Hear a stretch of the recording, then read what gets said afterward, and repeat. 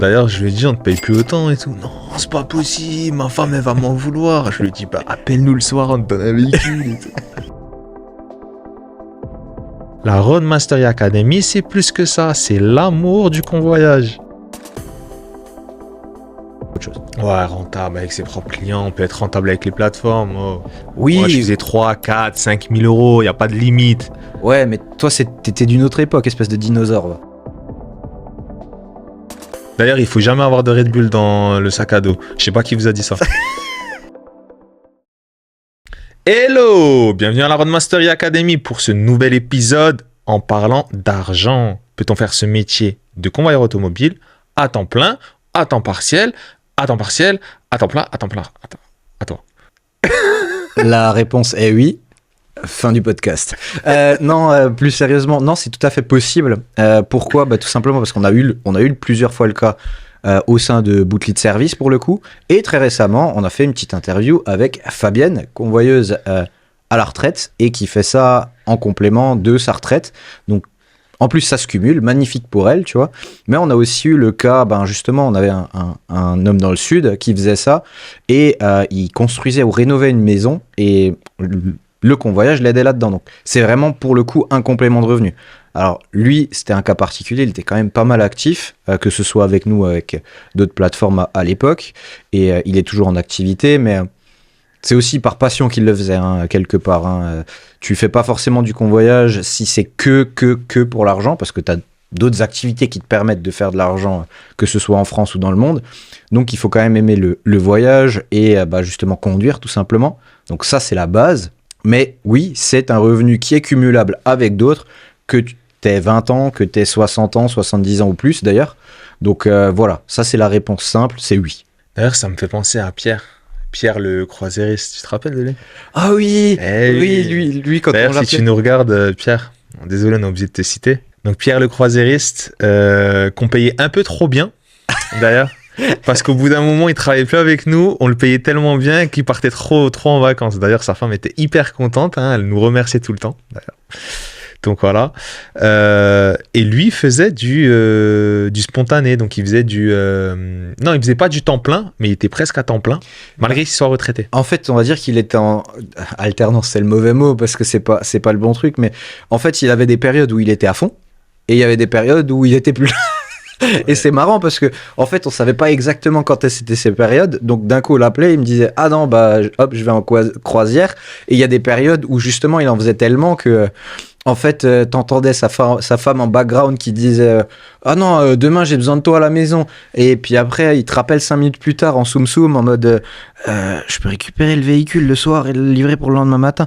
Ouais, pas de souci Pierre. Et puis après il était là l'après-midi pour aider sa femme dans le jardin, enfin bon bref, mais c'était bonne petite anecdote. Mais non, effectivement lui il fonctionnait comme ça, il avait ces périodes où limite il faisait un convoyage par jour, parfois même le samedi quasiment, et d'un coup pendant 3 mois hop croisière, plus de pierre, et après comme une fleur au fusil il arrivait, ouais vous avez des missions, enfin voilà quoi. Oh, moi d'ailleurs je lui ai dit on te paye plus autant et tout. Non, c'est pas possible, ma femme elle va m'en vouloir. Je lui ai dit appelle-nous le soir, on te donne un véhicule et tout.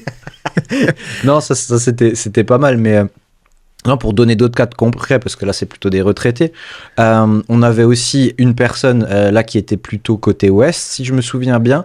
Elle faisait VTC à côté, donc ce qu'elle faisait, c'est alors quand je dis elle, c'était un homme en l'occurrence, mais il faisait sa mission de convoyage. En général, il prenait pas des missions de grosse distance non plus, par contre. C'était grand max du 150 km, il avait aussi quelques missions de courte distance, et quand il rentrait le soir, il arrivait chez lui, il se mettait sur son application de VTC et puis il faisait quelques courses en plus. Donc ça, je sais que c'était possible aussi. Donc oui, c'est tout à fait cumulable avec d'autres activités professionnelles pour le coup, notamment quand elles sont en auto-entreprise ou, je reviens sur les retraités, mais parce que voilà, c'est cumulable avec la pension de retraite, quoi. Ouais, il faut juste déclarer. Et pour la micro-entreprise, on peut avoir plusieurs activités, mais ne pas oublier de déclarer l'activité principale en fonction de ce qu'on effectue. Donc, messieurs les coiffeurs, si vous n'êtes plus coiffeur, déclarez-vous comme convoyeur, parce que c'est un peu compliqué après de jongler avec les deux, surtout que l'administration française va pas trop aimer. Mais ça, c'est un autre sujet. Ouais, pour ceux qui font ça à côté, on a eu aussi des étudiants. Oui, c'est vrai. Alors, des étudiants qui n'ont pas 16 ans, c'est certain. C'est vrai, Qui sont à l'université, Je l'avais oublié, ça. qui ont 21, 22, 23 ans et qui faisaient ça à côté, spontanément aussi. On avait quoi comme profil aussi On avait des gens qui sont en reconversion, tout simplement aussi. Hein. Des gens qui ont commencé des reconversions, qui sont passés du salariat à l'entrepreneuriat. Il y a toute une éducation à faire sur l'entreprise, sur l'état d'esprit aussi à avoir. Et c'est pour ça qu'on les accompagne aussi dans la Roadmastery Academy. Parce que ce n'est pas juste emmener un véhicule d'un point A à un point B. Pour la 10e fois, la Roadmastery Academy, c'est plus que ça. C'est l'amour du convoyage. L'amour avec un grand A, bien sûr. Bien sûr. Je rebondis 2 secondes sur une chose. C'est vrai que pour les étudiants, ça vaut quand même le coup de le faire. C'est vrai que la plupart des plateformes et des professionnels vont chercher des partenaires pour toute l'année. Mais ce qu'il faut savoir, c'est qu'il y a quand même des pics d'activité. Et en général, ces pics d'activité correspondent bien sûr aux vacances où les étudiants en général sont disponibles, donc il y a quand même une petite place à se faire. Et quand tu parlais d'étudiants, bah oui, nous c'était en l'occurrence 2 frères, je sais pas si tu te souviens, qui faisaient ça, et franchement ils nous ont bien dépanné dans la période hivernale quand il y avait quelques livraisons de dernière minute à faire. Mais aussi justement la période d'été où tu avais beaucoup de véhicules à faire transiter entre on va dire le centre France et le sud, quoi. Donc c'était non, franchement, c'était des bons éléments pour le coup. Alors encore une fois, hein, c'est parce qu'ils étaient corrects, bien organisés, tout ce qu'on essaie d'inculquer naturellement dans la Roadmastery Academy. Mais oui, que ce soit ce type de profil, les retraités ou tu parlais des gens en reconversion qui hésitent un petit peu et qui sont entre 2 activités. Oui, vous pouvez le cumuler un temps, voir si le convoyage c'est quelque chose qui vous plaît, si les contraintes qui viennent avec, parce que ça on en parle souvent, c'est sûr que c'est des avantages, mais aussi quelques contraintes vous correspondent et que justement vous avez l'amour du convoyage. Alors autant tu le disais avec le sourire, mais c'est quelque chose de vrai. Faut avoir cette passion de la route, de la conduite, du voyage, parce que si on l'a pas, c'est comme toute autre activité. Au bout d'un moment, on va se lasser. Après, on a aussi eu ces cas de figure où on a eu des gens qui ont fait ça. Pas forcément à temps partiel, mais à temps plein pendant un temps. Le temps de faire une autre formation, d'aller sur un autre métier. Et souvent, ils gardent le convoyage un petit peu à côté et ils nous disent, bon, si vous avez 1 ou 2 petites missions le samedi, ou parce que des fois, ils ont des plannings un petit peu particuliers quand ils travaillent en 2-8 ou 3-8, qui nous disent, une fois de temps en temps, si vous avez une petite mission en local, donnez-la moi sur, je sais pas moi, les jeudis, vendredis après-midi, par exemple. Ça nous est aussi arrivé pour le coup. Je pense à quelques chauffeurs avec qui on a travaillé vraiment à temps plein côté de Bordeaux, qui ont changé et qui nous ont dit, si vous avez une petite mission en local qui dure 1 ou 2 heures, pas de souci, vous faites appel à moi. C'est sûr qu'on n'en avait pas beaucoup à l'époque dans notre cadre parce qu'on n'était pas de la région de Bordeaux, mais on a eu 1 ou 2 fois le cas de figure, on lui a proposé, ça s'est bien passé, enfin voilà. Et puis surtout qu'il faisait des super bonnes missions auparavant, donc sans les yeux fermés, quoi. On a beaucoup parlé des gens qui font du temps partiel, mais le temps plein, il y en a de plus en plus. Pourquoi ? Parce que il y a une activité qui est florissante, qui se développe et qui va encore se développer, puisqu'on est sur une amazonification du convoyage. Donc oui, la livraison à domicile, que ce soit chez le particulier ou chez le professionnel, elle est de plus en plus présente et elle va de plus en plus se développer. Mais on ne va pas rentrer dans les détails. Vraiment, pour revenir à ceux qui veulent faire ça en continu, sur un mois entier, c'est totalement possible, et cela sur toute l'année, puisque l'activité s'arrête jamais. Donc on a des gens qui ont commencé seuls et qui ont pu monter des équipes, aujourd'hui qui ont 3, 4, 5 bonhommes avec eux, et qui ont commencé de zéro, en fait. Bon, alors bien sûr, ils ont dû gérer leur trésorerie comme tout le monde, et ça, on apprend à le faire. Mais fort de constater que en démarrant de zéro, on peut très bien en vivre, non plus seulement seul, mais avec une équipe derrière soi. Et ça, il faut suivre tout un processus, parce que c'est plus seulement livrer un véhicule. Là, c'est gérer des équipes, gérer l'humain, gérer l'administratif, le financier. Enfin bref, avoir tous les outils digitaux pour pouvoir aussi absorber en fait les demandes des clients. Ouais, absolument. Ça c'est un sujet à part, mais ça reste, je trouve, une extension de l'activité à temps plein. Et c'est là où ça diffère un petit peu du temps partiel. Si jamais vous êtes dans cette situation, ou vous voulez vous mettre dans cette situation de basculer d'un temps entre guillemets partiel à un temps plein, c'est vrai que vous devez un peu plus chercher des missions sur un peu plus de plateformes, pas parce que vous y dédiez l'ensemble de votre temps. Donc, c'est rechercher, faire des devis et ensuite gérer l'administratif, même si on est seul. Hein. Toi, tu parlais des équipes. Ça, c'est encore un administratif plus complexe. Mais même si vous êtes seul et que vous faites votre métier à temps plein, c'est de loin pas insurmontable. C'est même plutôt assez simple dans le principe. C'est un peu de temps et de la rigueur, en plus que la rigueur dont vous avez besoin sur le terrain pour le convoyage. Donc, c'est un trait de caractère que normalement vous avez déjà si vous lancez de là-dedans. Bah voilà, mais il faut le prendre en compte. Faut aller chercher ses missions quand même un minimum, notamment quand on est à temps plein, parce que bah voilà, c'est pas la plateforme qui a vos missions, je sais pas moi, l'après-midi quand vous êtes à temps partiel ou le samedi, c'est pas forcément la plateforme qui va avoir la mission, qui va vous remplir le calendrier lundi, le jeudi. C'est différentes plateformes et souvent, encore une fois, je reviens là-dessus parce que c'est vraiment ça qui fait la différence, notamment si vous faites ça à temps plein. Être rentable, c'est avoir ses propres clients. Donc voilà, faut savoir jongler les plannings déjà pour soi, et une fois qu'on a son équipe, c'est encore autre chose. Ouais, rentable avec ses propres clients, on peut être rentable avec les plateformes. Oh.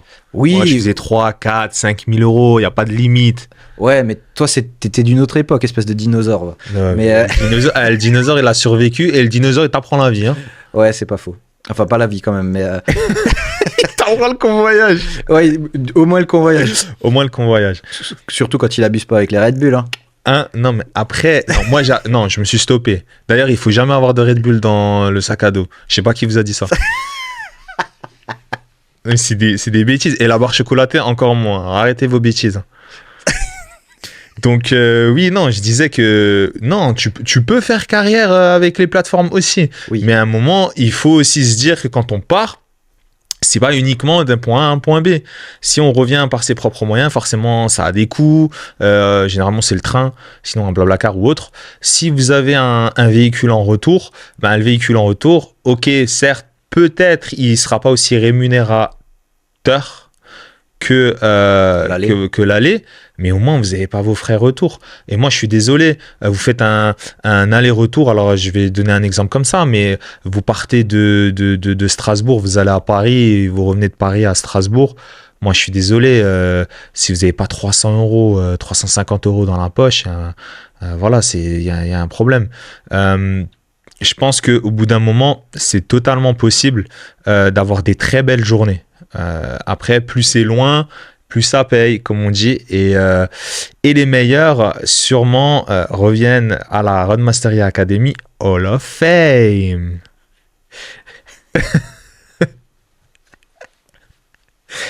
Non, c'est sûr, là-dessus, t'as raison. Le seul truc où moi, je suis peut-être pas d'accord, c'est il faut quand même ces clients en direct, t'as quand même plus de rentabilité. Oui, tu peux vivre des plateformes, mais on rencontre quand même pas mal de gens qui travaillent avec certaines plateformes. Alors, moi, je dénigre personne, mais il y en a certaines qui payent moins que d'autres. Il y a déjà ça.